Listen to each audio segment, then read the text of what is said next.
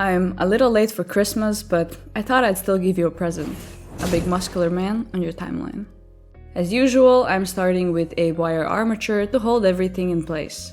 To help the clay stick to the wire, I'll then cover it with Sculpey Bacon Bond. And for the sculpting, I'm using Cosclay.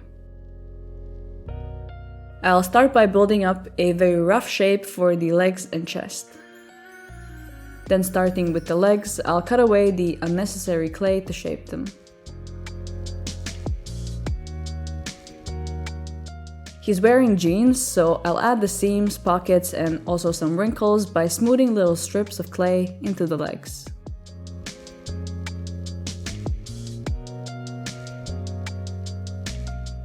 I'll add more clay below the knee to separate the pants and the boots. And then add a few small pieces to shape it into fur. Here I shaped them with a very sharp tool, but I didn't like it later, so I went over it again to make the indents smoother. And then some final details and wrinkles on his boots.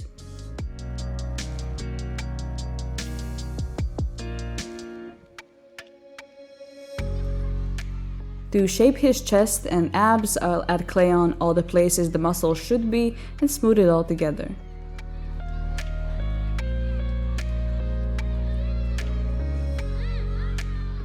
He's not very well dressed for winter, but at least he's wearing a belt, which is a simple strap with a big buckle. That gets wrapped around his waist, and we can move on to the worst part, which is making his face.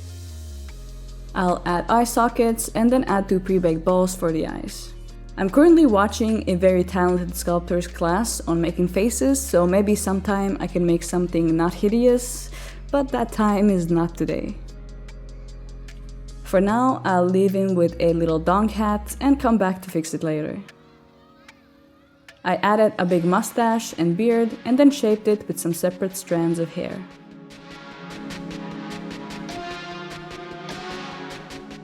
Now returning to the hat, I fixed up the shape and made it into a proper Christmas hat. I'm using a piece of tissue paper here and rolling it up into a little ball that I can then use to add light details to the fuzzy parts of the hat.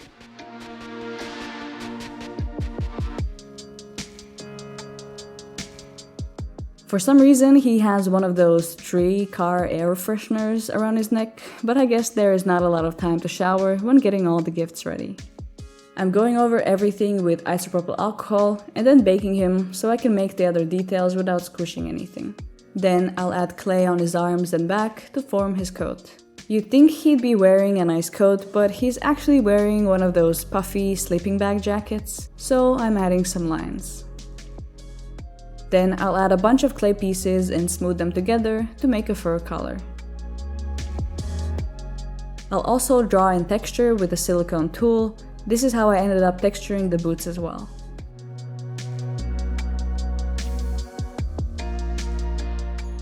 He's wearing gloves, so I don't need to make very detailed hands. I just added 5 sausages to his palm and smoothed them together. Of course, the gloves also get a few details and buckles.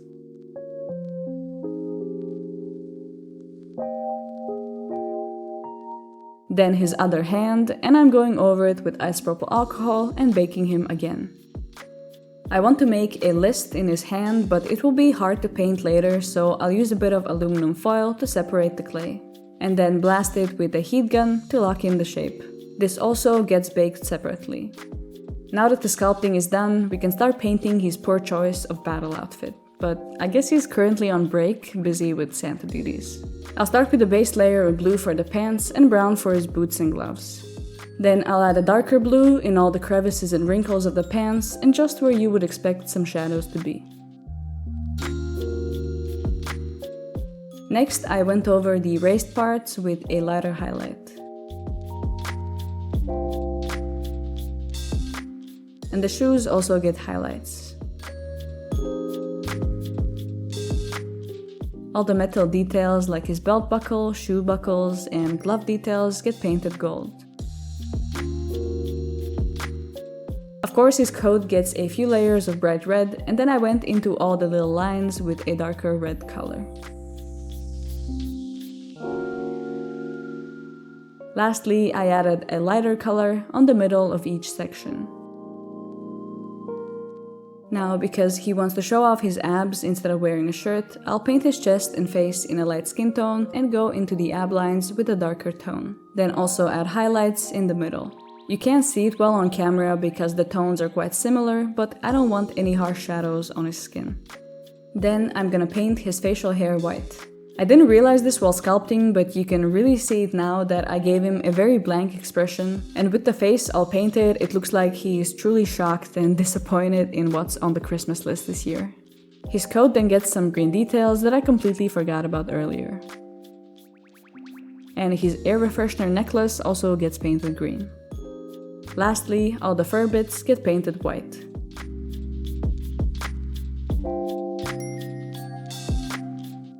Here's a look at Santa's list. Let me know if you can figure out which champion has Braum looking so concerned. Braum has a shield in the game, and for this Santa skin, his shield is a fireplace. I'll cut lines into cardboard, but not all the way through, and then tape these to more cardboard to shape the base of the fireplace. I thought about using foam instead of clay for the fireplace, but I would need to use clay for a lot of the details anyway. So I decided to just use clay for the whole thing. I'll cover the cardboard with Sculpey Bacon Bond so the clay sticks, and then cover everything with an even layer of clay.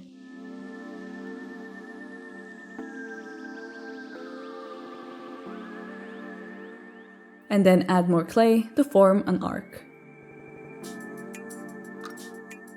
After smoothing everything together, I'll draw in lines for the bricks and then go over them with a silicone tool to make them deeper and nicer looking. To give the brick a bit of texture, I'll tap it lightly with some foil. Then the arc gets its own arc of bricks. This also gets detailed the same way. Now we can start adding all the details. I rolled out some clay and added it on top of the fireplace. Then a few poinsettia leaves, or at least that's what Google said they are called. And I poked a piece of clay to form a half wreath to place in between them. And then another one. And then a big wreath with a bell in the middle. Lastly, I added 2 stockings. On the bottom, I'll add 4 spikes and a longer piece to create the guardrail for the fire. Since this fireplace is a shield as well, I added straps in the back so Braum can lift it up. I forgot about this earlier, but I also added a strip of Christmas lights on top of the fireplace. After baking it, I'll start by painting the bricks a reddish-brown color. And then add a lighter color in the middle of each brick. I'll go over the lines in between the bricks with a much darker brown.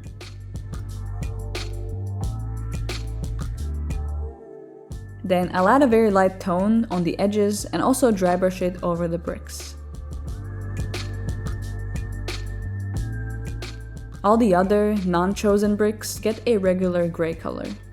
Of course, these also get a lighter dry brush and a darker detail in the crevices.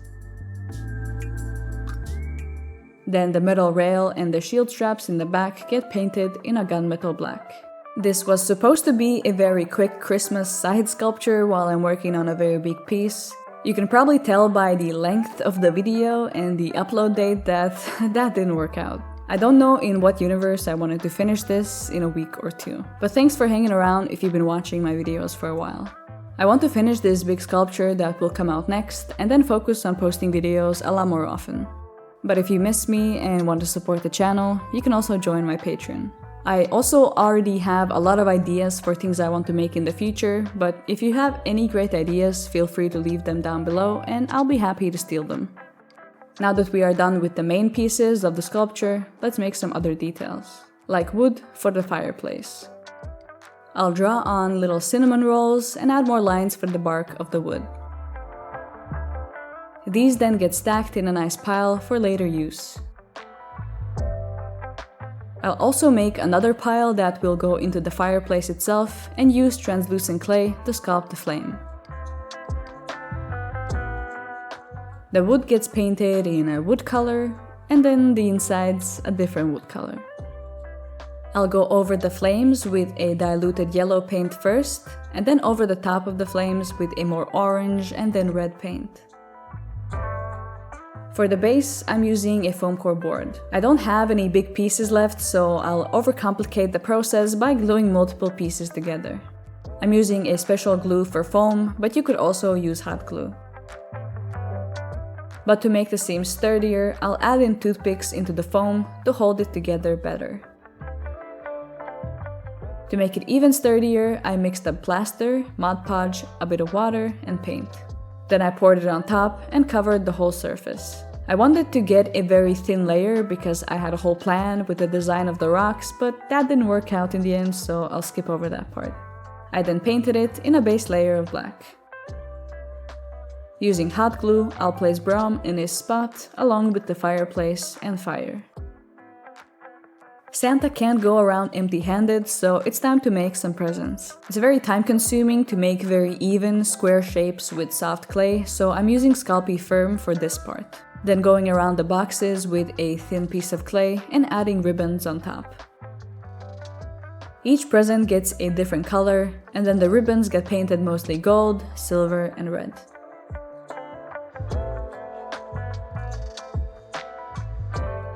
The final missing piece of the sculpture is some poros. Little fuzzy creatures that everyone loves, and if you don't, seek help immediately.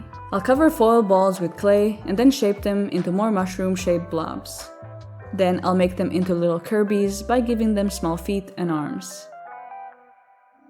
Normally they have regular horns, but this is the Christmas skin, so they all get different designs of antlers. Sometimes Icy Heart just needs warm smile. I'll make the mouth stand out a bit more and also crush their head a bit for some eye sockets. They have a bit of a mustache going on, so I'll add a light texture. And then add a few more bits of fuzz here and there. Some eyeballs and he's done. These little guys are known for sticking their tongue out, so some of them also get a little tongue. And a Rudolph's nose. When Braum gives them a snack, they grow a big mustache, so you can probably tell who's Braum's favorite. They get painted in a slightly blue-white color, and I also dry brushed a bit of white to make the fur stand out more. And all the antlers get painted brown. Then black eyes with the classic cartoon white glare. Lastly, I'll paint the special details, and we can start putting everything together.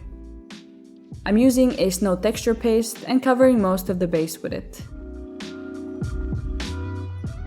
I'll then add the presents and poros in their places. All the poros are cute, but this one's a bit creepy. That's probably why he's all alone back here.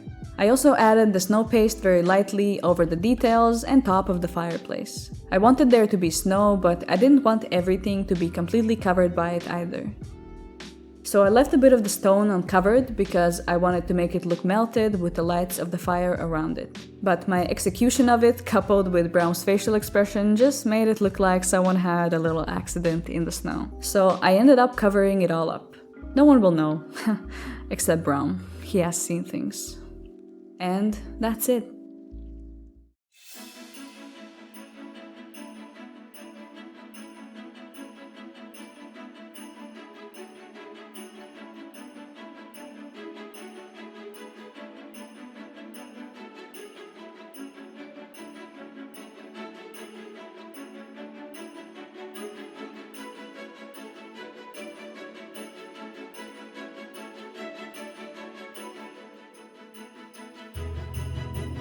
Thank you to my newest patron, Arikor, and big thanks to all my other patrons for supporting me even when I don't post often.